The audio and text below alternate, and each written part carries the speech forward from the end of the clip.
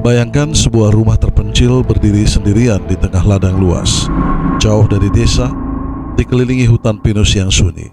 Satu-satunya akses hanyalah jalan setapak yang sempit, yang seolah membawa siapapun masuk ke dalam kesunyian yang tak berujung. Ini bukan cerita fiksi. Ini adalah kisah nyata dari Jerman tahun 1922. Sebuah tempat bernama Hinterkaifeck. Di rumah itu tinggal satu keluarga. Andreas, sang ayah, Cecilia, istrinya, Victoria, putri mereka yang sudah menjadi janda, dua anak kecil, Cecilia kecil 7 tahun, dan Joseph, bayi berusia 2 tahun, serta seorang pembantu baru, Maria, yang bahkan belum genap sehari bekerja. Rumah dan lumbung mereka cukup besar, tapi terisolasi, sepi, dan terlalu sepi. Dan beberapa minggu sebelum tragedi, sesuatu mulai terasa tidak beres. Andreas pernah menceritakan kepada tetangganya, ia melihat jejak kaki di salju. Anehnya, jejak kaki itu mengarah ke rumahnya, tapi tidak ada jejak kaki keluar, seolah seseorang masuk dan tidak pernah pergi.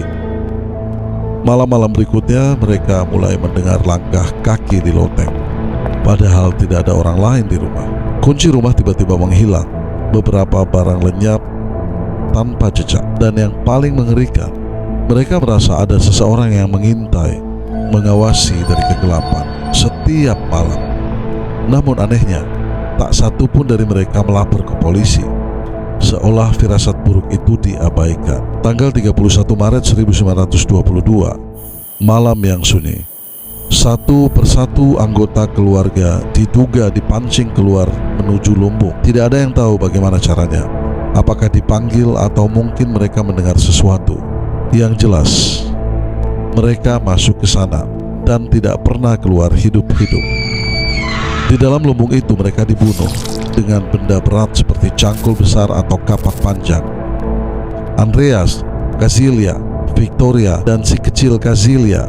Namun ada satu detail yang membuat siapapun pasti merinding. Anak perempuan berusia 7 tahun itu tidak langsung meninggal.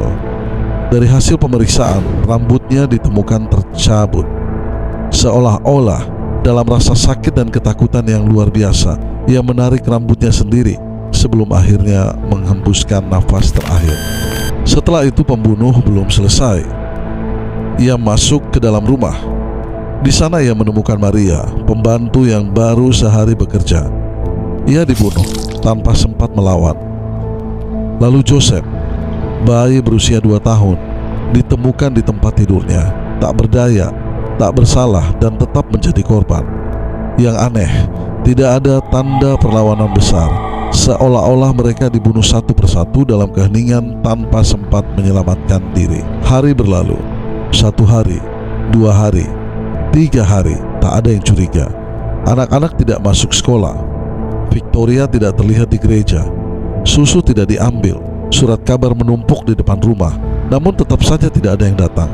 Sampai akhirnya tanggal 4 April 1922, 4 hari setelah pembunuhan, beberapa warga desa datang karena mereka merasa ada yang tidak beres. Mereka melihat rumah itu sunyi, terlalu sunyi, namun ternak-ternak masih hidup. Itu aneh. Mereka lalu memutuskan memeriksa lumbung, dan saat pintu dibuka, semua berubah. 4 jenazah ditemukan, ditumpuk. Sebagian tertutup jerami. Wajah-wajah yang dulu mereka kenal kini membeku dalam kematian. Andreas, Cecilia, Victoria, dan anak kecil itu. Dengan rasa takut yang mulai merayap, mereka masuk ke dalam rumah, dan di sana mereka menemukan 2 korban lagi, Maria dan Joseph. Lengkap sudah, satu keluarga lenyap. Namun yang paling mengerikan baru terungkap setelahnya. Polisi menemukan sesuatu yang tidak masuk akal. Setelah pembunuhan itu, pelaku diduga tidak langsung pergi. Ia tinggal di sana selama beberapa hari. Ternak masih diberi makan. Masakan di dapur masih hangat. Ada abu rokok dan ada sisa makanan. Lampu minyak masih digunakan. Artinya, seseorang hidup di rumah itu, makan, tidur di antara mayat-mayat yang mulai membusuk. Bayangkan itu. Penyelidikan pun dimulai. Namun, justru penuh kekacauan. Tempat terjadinya perkara dirusak. Warga keluar masuk tanpa pengamanan. Bahkan polisi sendiri mengacaukan bukti. Senjata pembunuh baru ditemukan bertahun-tahun kemudian, tersembunyi di atap. Tidak ada saksi, tidak ada barang berharga yang dicuri. Motifnya tidak jelas. Beberapa teori bermunculan. Apakah pelaku sudah bersembunyi di loteng sejak awal? Apakah ini dendam keluarga? Atau seseorang asing yang entah bagaimana memilih rumah itu sebagai tempat berburu? Tidak ada yang pernah terbukti. Kasus ini perlahan menjadi misteri. Bertahun-tahun berlalu, hingga akhirnya tahun 2007, polisi Jerman membuka kembali kasus ini dengan teknologi modern. Mereka menganalisis ulang semua berkas lama dan hasilnya mereka mengaku telah menemukan tersangka paling kuat. Namun, semua orang yang terlibat sudah meninggal dan identitas pelaku tidak pernah dipublikasikan. Kasus ini tetap tidak terpecahkan. Rumah Hinterkaifeck akhirnya dihancurkan. Kini hanya tersisa sebuah tugu kecil di atas bekas fondasinya, sebagai pengingat bahwa pernah ada sebuah keluarga yang hidup dan mati di tempat itu. Namun pertanyaan itu masih menggantung. Siapa pembunuhnya?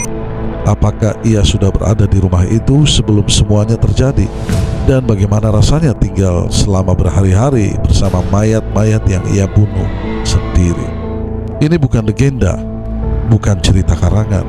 Ini adalah kisah nyata salah satu pembunuhan yang paling misterius di Jerman, dan mungkin salah satu yang paling menyeramkan di Eropa abad ke-20. Dan sampai hari ini tidak ada yang benar-benar tahu apa yang sebenarnya terjadi di rumah